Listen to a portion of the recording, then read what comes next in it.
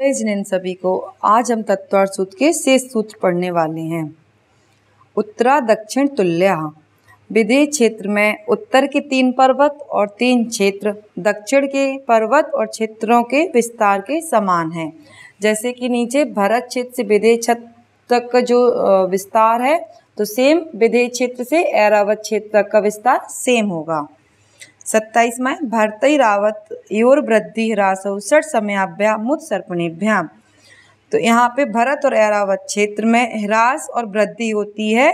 उत्सर्पणी और अवसर्पणी के काल में परिवर्तन होता है। उत्सर्पणी काल और अवसर्पणी काल क्या कहलाता है? इनमें 6 काल होते हैं। तो उत्सर्पणी में होता है वृद्धि और अवसर्पणी के काल में होता है ह्रास। तो वो 6 काल कौन कौन से हैं? पहला होता है सुषमा सुषमा, दूसरा सुषमा, तीसरा सुषमा दुखमा, चौथा दुखमा सुषमा, 5वां दुखमा, 6वां दुखमा दुखमा। ये हमारे काल होते हैं और इनमें भोग भूमियाँ और कर्म भूमियों के काल में परिवर्तन होता है। तो भोग भूमि क्या कहलाती है? उसकी कुछ विशेषताएं होती हैं। यहाँ पर क्या होता है? आहार होता है, मलमूत्र नहीं होता है।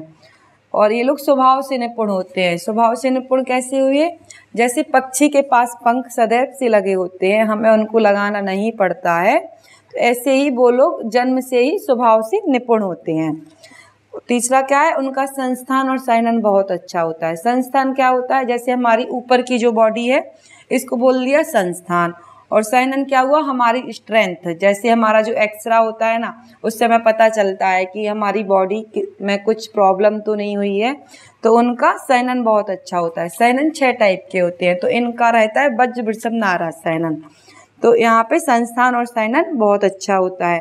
वहाँ पर 2 जीव साथ में पैदा होते हैं और आगे जाके यही जीव पत्नी पत्नी भी होते हैं, पति और पत्नी भी होते हैं। यहाँ पर कोई जलाने वाला नहीं होता है, कपूर की भांति वो लोग उड़ जाते हैं।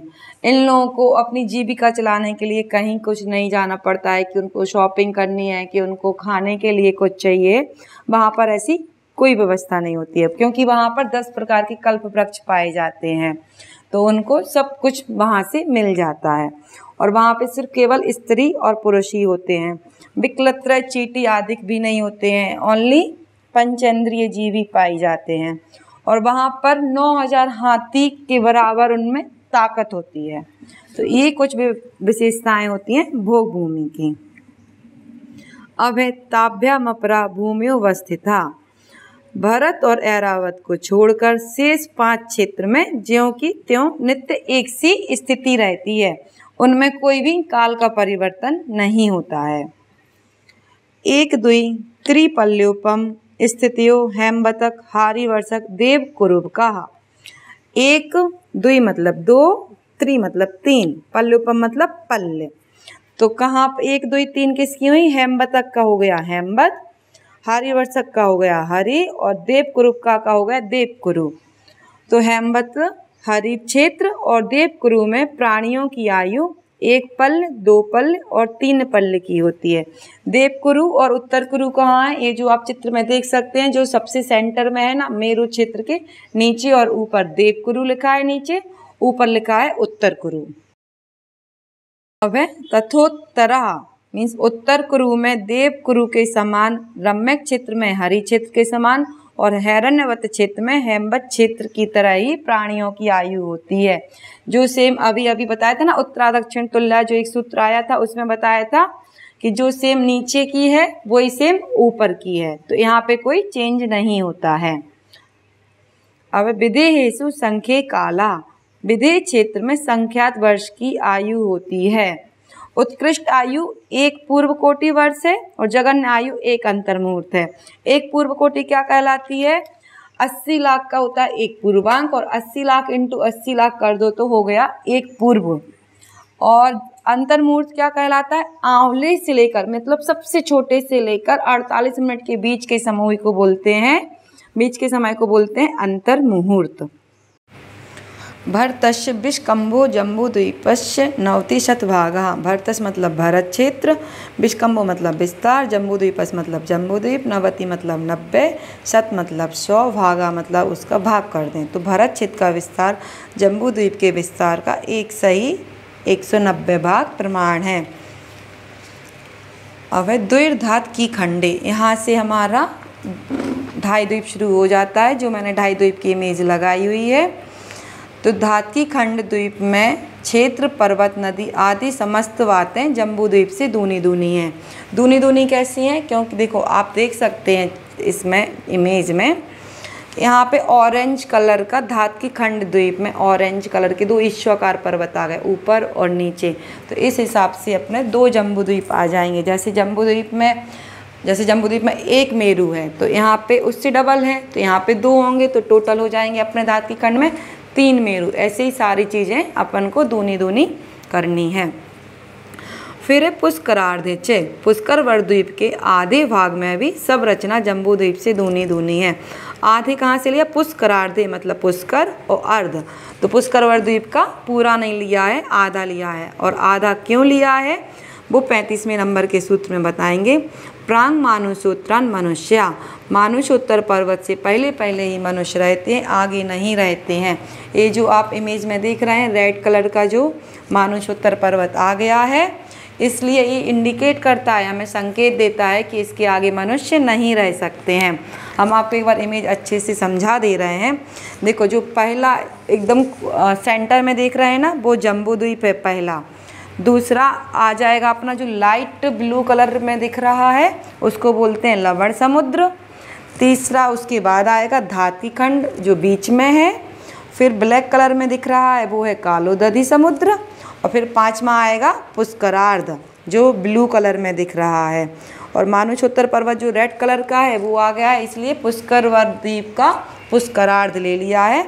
तो पुष्कर द्वीप में 2 जम्बू द्वीप और अपना धात की खंड में 2 जम्बू द्वीप और जम्बू द्वीप में तो एक ही जम्बू द्वीप। आर्य म्लेच्छास, आर्य और म्लेच्छ ये 2 प्रकार के मनुष्य होते हैं। जो गुणों से संपन्न हो उनको आर्य कहते हैं, और जिनका आचार विचार भ्रष्ट हो गया है उन्हें म्लेच्छ कहते हैं। और ये म्लेच्छ कहाँ पाए जाते हैं? तो वो मैं आपको ये पाए जाते हैं अपने द्वीप और समुद्र के किनारे पर। तो जैसे अपन ने ले लिया द्वीप और समुद्र के, मैं आपको समझाती हूँ कहाँ द्वीप और समुद्र है जैसे, ठीक है। तो चारों दिशाओं में ले लो तो एक एक कुभोग भूमि, कुभोग भूमि भी बोलते हैं। कुभोग भूमि क्यों बोलते हैं? जैसे जो महाराज्यों की इज्जत नहीं करते, आरिकाओं की इज्जत नहीं करते हैं, कुदेवों को मानते हैं, तो वो लोग कहाँ जाते हैं? कुभोग भूमि में। इसलिए हमें अपने सच्चे देवशास्त्र गुरु पर श्रद्धा करना चाहिए। तो ये कहाँ पाए जाते हैं? ये पाए जाएंगे द्वीप और समुद्र के भी किनारे पर। तो चारों दिशाओं में हो जाएंगे तो हो गए 4, और 4 इनकी वी दिशा में ले लो तो हो जाएंगे 8। फिर नॉर्मल दिशा और बी दिशा के बीचों बीच फिर मानो तो हो जाएंगे 8 वो और 8 वो, तो हो गए 16। और हिम्मन और शिखरी के दोनों साइड तो हो गए 2 और 2 4, तो हो गए 20। और भरत और ऐरावत के 2-2, तो ऐसे हो जाएंगे एक किनारे पर 24 कुभोग भूमि, तो 4 किनारे पर 96 कुभोग भूमि। इनको हम अंतर्दीपज भी बोलते हैं, या आप कुभोग भूमि बोल सकते हैं या कुमानस बोल सकते हैं, ठीक है। अब पढ़ते हैं हम 37वां।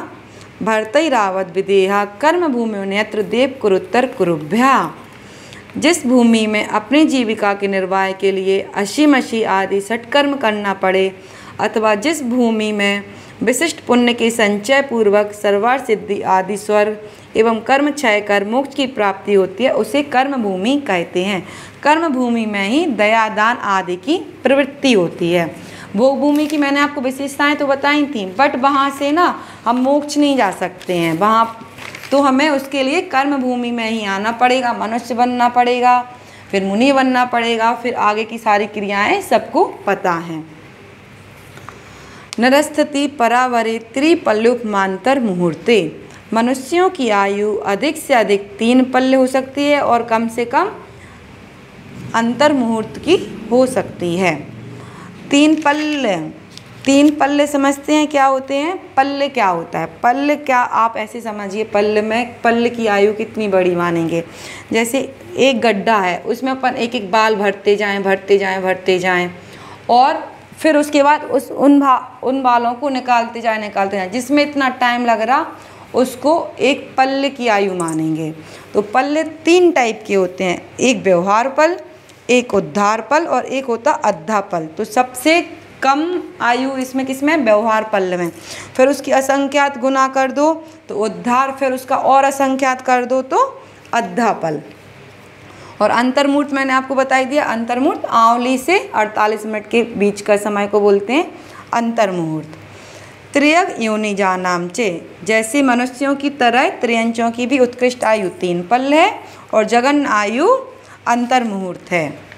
ये आपके तृतीय अध्याय के सारे सूत्र हो चुके हैं। बट मैंने आपको एक चीज़ नहीं बताई है, वो आप देखिए, जो बीच में विधेय क्षेत्र है ना अपना, विधेय क्षेत्र के बीचों बीच आपको मेरु पर्वत दिख रहा है और उसके पिंक कलर में मेरु पर्वत से आगे जो आपको पिंक कलर का सर्कल दिख रहा है उसमें देवकुरु और उत्तर कुरु हैं और उसके साइड में दोनों साइड आपको ग्रीन कलर में दिख रहे हैं। तो जो आपको ग्रीन कलर में दिख रहे हैं तो विधेय क्षेत्र के ना 32 खंड किए गए हैं। तो 32 खंड कैसे हुए, एक बख्छार गिरी निकली और 3 विभंग निधि निकली। तो एक पार्टीशन करने के लिए, क्योंकि 8 ऊपर है 8 नीचे, 8 ऊपर और 8 नीचे, तो 4 बख्छार गिरी 3 विभंग नदी, 4 बख्छार गिरी और 3 विभंग नदी। तो इस हिसाब से ये 32 उपविधेय हो गए हैं। और यहाँ पर जो 32 उपविधेय हो गए तो अपने कितने विजयार्थ पर्वत हो गए, ये विजयार्थ पर्वत, जो 32 उपविधेय है ना, तो इन सब में भी एक एक विजयार्थ पर्वत है। जैसे भरत और ऐरावत क्षेत्र में विजयार्थ पर्वत है और 32 उपविधेय के विजयार्थ पर्वत। तो अपने जम्बू द्वीप में कितने विजयार्थ पर्वत हो गए हैं, 34 विजयार्थ पर्वत हो गए हैं। जम्बू द्वीप में हो गए हैं 34 और टोटल 2.5 द्वीप में कितने हो जाएंगे, उसके डबल कर देंगे, क्योंकि 2 जम्बू द्वीप बन जाएंगे तो हो जाएंगे 170 हो जाए। लेकिन सब लोग बोलते हैं ना कि अरे 32 में से 20 विद्यमान तीर्थंकर हैं, बट वो 32 में से 20 विद्यमान तीर्थंकर नहीं बने हैं। वो कैसे बने हैं मैं वो एक बार आपको बता देती हूँ।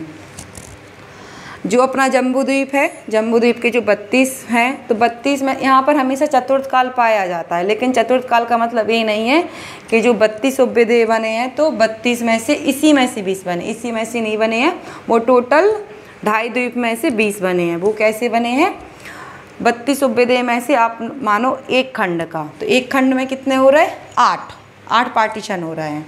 ठीक है, तो 8 में से ज़रूरी नहीं कि वो 8 मोक्ष गए, 8 मोक्ष नहीं गए। जैसे हम लोग कहीं पे जाते हैं घूमने, ठीक है, घूमने कहीं गए तो पूरा परिवार घूमने नहीं चला जाता, कोई एक ना एक इंसान रहता है जो उसकी घर की रक्षा करता है। ऐसे ही 8 मोक्ष नहीं चले जाएंगे, कोई एक ही उसमें से मोक्ष जाएगा, ऐसे मान सकते हैं। तो एक इन 4 खंड हो गए ना ये, तो 8 में से 1, फिर 8 में से 1, फिर 8 में से 1, फिर 8 में से 1, तो यहाँ से हो गए अपने 4। तो जम्बू द्वीप से कितने हो गए तीर्थंकर, 4 तीर्थंकर। फिर अपने धात की खंड में से उससे डबल कर दो तो 8 हो जाएंगे। फिर पुष्करवर में, पुष्करवर या पुष्करार्थ में से भी 8 कर दो तो ये हो जाएंगे अपने 20 तीर्थंकर। तो मिनिमम 20 तीर्थंकर तो मोक्ष जाएंगे।